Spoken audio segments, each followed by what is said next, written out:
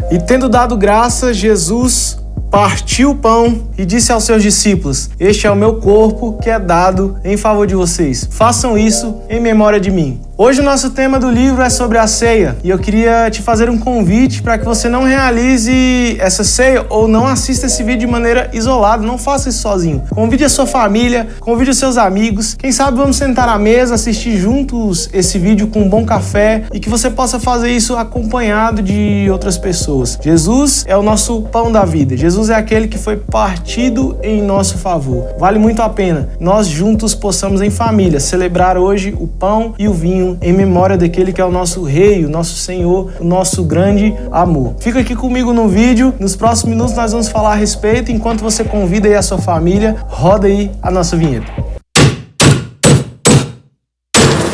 Fala família, povo de Deus, vocês aí que amam a presença de Deus. Eu me chamo Lucas AR, estou aqui para mais um vídeo do nosso livro, Nascidos para um Povo. Estamos no capítulo 4. Eu queria incentivar você a deixar aí embaixo um comentário como tem sido a leitura do livro, como tem sido o seu grupo da família. E você que não faz parte de um grupo da família ou não tem um livro, deixa aí também o seu comentário que nós vamos providenciar um para você. Vamos pro vídeo? Bom, o nosso tema de hoje é a ceia e eu quero tentar construir algo com você que já foi começado no vídeo passado. No vídeo passado nós falamos sobre o batismo e eu quero tentar continuar a partir daquilo que foi a mesma introdução do capítulo anterior. Você que assistiu o último vídeo vai se lembrar que eu comecei dizendo que Jesus, no tempo que ele andou aqui na terra, Jesus, no tempo que ele esteve presente entre nós, ele nos ensinou a fazermos algumas coisas de maneira externa para evidenciarmos algumas coisas que ele já tinha realizado dentro de nós, de maneira interior. Deixa eu refrescar um pouco mais a sua memória. Eu disse que lá em João, no capítulo 4, Jesus estava nos ensinando que Deus é Espírito e aqueles que quiserem se relacionar, adorar a Deus, devem fazer também por meio do Espírito. Ou seja, tudo aquilo que Deus faz na minha e na sua vida é feito por intermédio do seu Espírito. Não é algo que muitas vezes é visível a primeiro momento. Não é algo que está evidenciado de forma humana no primeiro momento. Então, se Deus faz algo em nós, que é invisível, que é pelo Espírito, que é no interior, o grande desafio da nossa vida, e é aquilo que Jesus estava nos ensinando muitas vezes, é em pegar esses atos internos, é pegar essa obra do Espírito dentro de nós e tornar ela visível de forma humana. Então, nós temos que nos comportar, que viver de uma certa forma. Nós vamos devagarzinho traduzindo aqui fora, traduzindo no nosso comportamento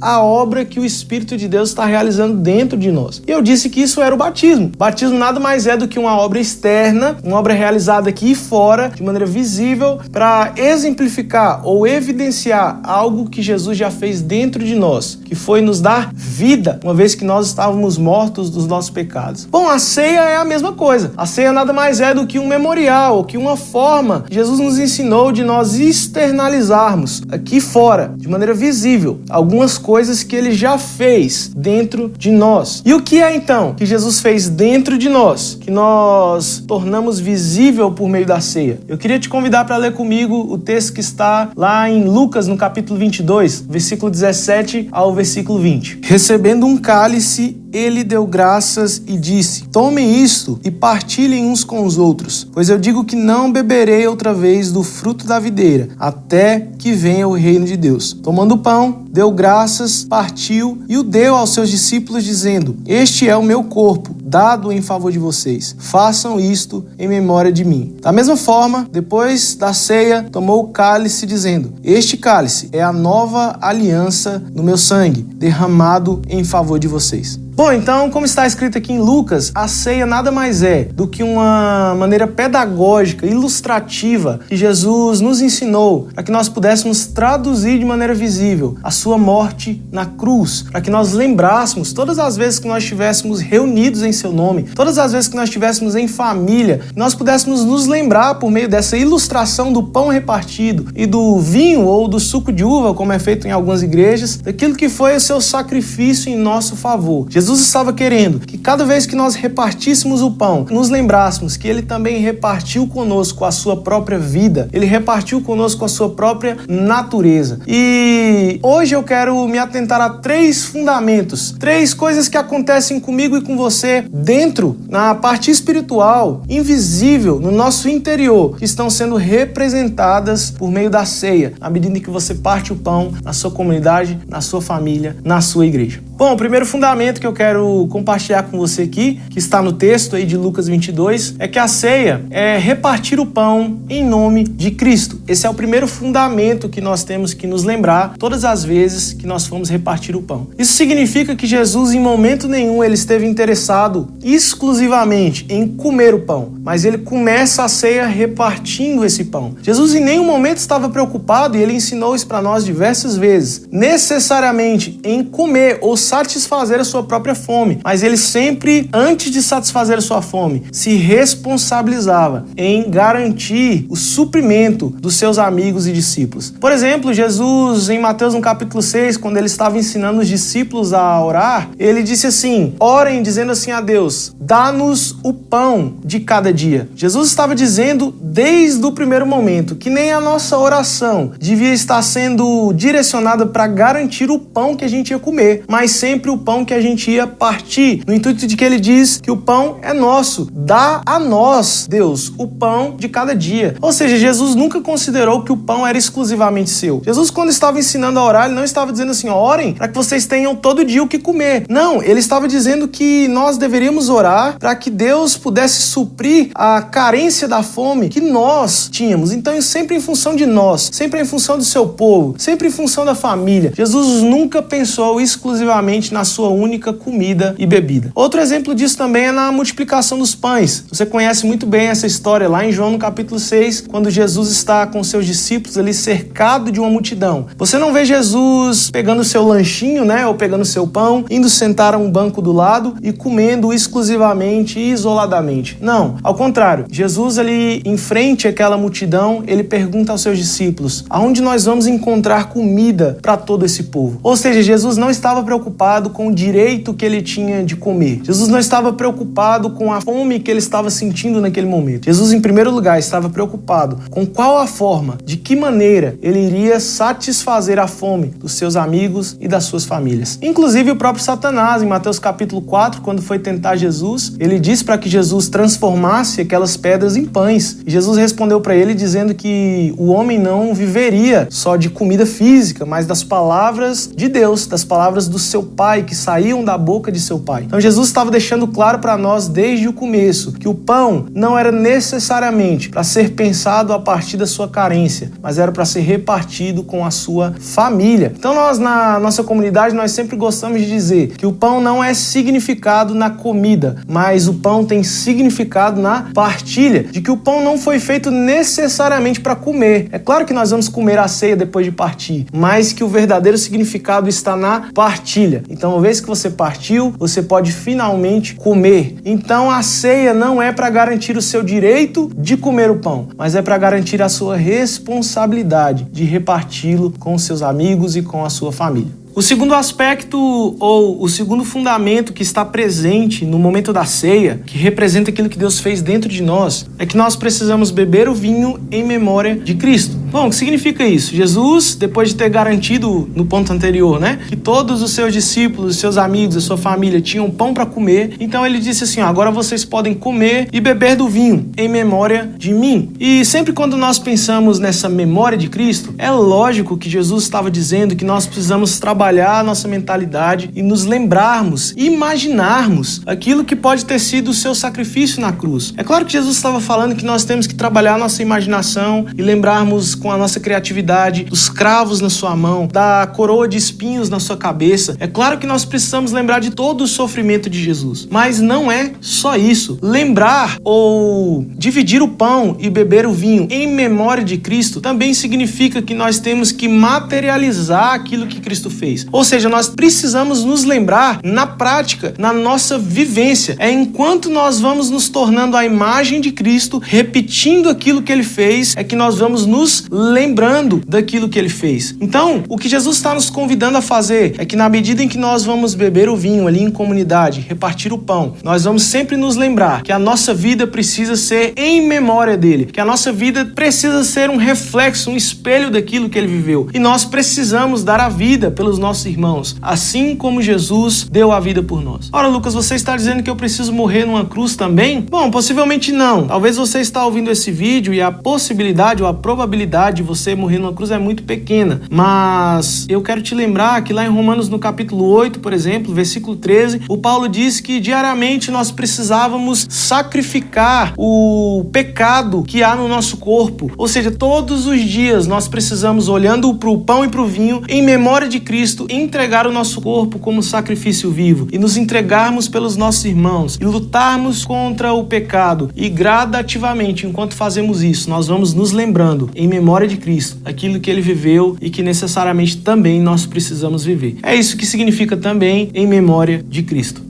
Bom, em terceiro e último lugar, o fundamento que está presente na ceia do Senhor é a perspectiva da nova aliança. E o que significa isso? Rapidamente, você pode pensar no texto de Ezequiel, no capítulo 36, versículos 25 ao 28, quando Deus está prometendo ao seu povo que chegaria um dia em que ele derramaria sobre nós a sua água e nos purificaria. Ele nos daria um coração novo, coração de sangue, no lugar de um coração de pedra. E ele também nos tornaria aptos, por meio do seu Espírito, a obedecermos os seus mandamentos de maneira total e verdadeira. Então, o que está acontecendo com a ceia é que Jesus está nos lembrando que uma vez que ele foi para o Pai, que ele foi para os céus, está sentado à direita de Deus, ele também nos enviaria um Consolador, que estaria presente no meio de nós, por intermédio também da ceia, do partir do pão, das nossas relações. Então, o que Jesus estava nos ensinando era que na medida em que nós nos lembrássemos dele, na medida em que nós partíssemos o pão entre os nossos irmãos, nós estaríamos representando também aquilo que Deus fez por nós na nova aliança. Nos deu o seu Espírito, nos deu condição de obedecermos fielmente aos seus mandamentos, nos deu condição para que nós possamos amar os nossos irmãos como ele nos amou. Jesus estava nos ensinando que a ceia era uma evidência de que o seu Espírito estaria conosco todos os dias, nas nossas refeições, no partir do pão, no café da manhã, no almoço, todos os momentos em que nós estivéssemos reunidos no nome dele, em família, ele estaria presente por intermédio do seu Espírito. É mais ou menos o que está acontecendo também lá em João, no capítulo 20, quando a Bíblia diz que os discípulos estavam reunidos ali, de portas trancadas, inclusive, e Jesus, depois de ter ressuscitado, aparece no meio deles. Com certeza eu imagino que aqueles discípulos estavam ali comendo, estavam repartindo o pão, ou repartindo suas dores, repartindo as suas inseguranças, os seus medos, uma vez que o seu mestre, o seu Senhor já não estavam mais com eles. E Jesus aparece naquele exato momento em que eles estavam reunidos, que eles estavam em família, compartilhando as suas dores. Então Jesus aparece e sopra sobre eles o seu Espírito. A partir daquele momento, Jesus estava dizendo: olha, eu vou estar com vocês por meio do Espírito. Vocês vão se reunir, vão se lembrar de mim, vão partir o pão, vão participar da ceia, e eu vou estar com vocês por intermédio do meu Espírito. Bom, para fechar esse vídeo, rapidamente, como fiz no vídeo passado, eu quero te dizer 3 mitos que talvez você já tenha ouvido ou pense a respeito da ceia. O primeiro mito é que a ceia é sagrada. E é lógico que aqui eu estou falando dos elementos da ceia, né? Ou seja, aquele pãozinho e aquele copinho de suco ou de vinho que você toma na sua igreja, eles não são sagrados. O que é sagrado é o Espírito de Deus, o Espírito Santo que habita dentro de nós. Os elementos, eles são apenas pedagógicos, eles são apenas ilustrativos. Eles servem para te lembrar daquilo que Deus está fazendo dentro de você. Então não se apegue aos elementos como se eles tivessem um poder místico ou um poder espiritual. Não, são apenas elementos ordinários e comuns dos nossos dia a dia. O segundo mito que talvez você pense a respeito da ceia é que se você participar da ceia em pecado, você está condenado ao inferno. Bom, isso não é verdade. O apóstolo Paulo, quando nos ensina a respeito da ceia em 1 Coríntios 11, ele está falando que nós temos que fazer uma autoanálise, análise ou um autoexame antes de participarmos da ceia. Só que muita gente pensa nisso como se você estivesse olhando para si mesmo e pensando assim: cara, essa semana eu pequei menos, essa semana eu fiz tudo certinho, então eu sou digno de participar da ceia. Então você vai lá, participa da ceia tranquilamente. Ou o contrário, às vezes você analisa você mesmo e pensa assim: cara, essa semana eu fiz tudo errado, essa semana eu pisei na bola, então por isso eu não sou digno de tomar a ceia. Não é disso que o Paulo está falando. Paulo está falando para nós fazermos um autoexame a respeito da nossa participação no corpo de Cristo. Ou seja, ele começa o capítulo dizendo que tem muita gente que não está comendo a ceia de Cristo, mas está comendo a sua própria ceia. Ou seja, está participando da comunhão pelos seus próprios interesses, está participando da comunhão porque quer comer a ceia para encher a sua própria barriga. É mais ou menos nesse sentido que o Paulo está dizendo. Eu gosto muito da frase do Leandro Vieira, um pastor de Curitiba, que ele diz que a ceia não é para quem merece, mas é para quem precisa. Ou seja, você nunca será digno de tomar a ceia. Toda vez que você se autoanalisar e chegar à conclusão de que você é digno de tomar a ceia, isso quer dizer que você está equivocado. Você não está arrependido dos seus pecados. Você precisa olhar para a ceia, na verdade, na certeza de que você não a merece e de que alguém que é digno, alguém que de fato merece, alguém que nunca pecou, que é Jesus, te deu o direito de participar da ceia por causa do seu sangue, por causa do seu sacrifício, justamente porque você não merecia. Terceiro e último mito que talvez você pense a respeito da ceia é que as crianças não podem participar e que só podem participar aqueles que forem batizados. Bom, este assunto é muito polêmico, eu não quero aqui entrar nos pormenores, né? Esse vídeo não tem o intuito de polemizar nada. A única coisa que eu quero dizer por hora é que na nossa comunidade nós acreditamos que o único pré-requisito para participar da ceia é fé. Você só precisa ter fé. Então, se você tem fé em Jesus, se você acredita que Jesus é o Filho de Deus e que Ele morreu em uma cruz por mim e por você, para perdão dos nossos pecados, então isso é essencial, é o que você precisa para participar da nossa ceia. E quanto às crianças, a gente acredita que quanto mais cedo você incluí-las na ceia, mais rápido você insere elas nessa questão pedagógica. Você ensina a respeito daquilo que é o partir do pão, daquilo que Cristo está fazendo na sua comunidade, na sua igreja, na sua família. É assim que nós acreditamos em relação à ceia. Bom, então é isso, família. Espero que você tenha gostado desse vídeo. Depois não esqueça de compartilhar com os grupos aí, com o Instagram também, a foto da sua ceia em família, do momento em que você participou desse momento junto com seus amigos e familiares. É isso, espero que você tenha gostado. Não se esqueça que a tenda é um lugar para todos aqueles que amam a presença de Deus. Um grande abraço e até o próximo capítulo.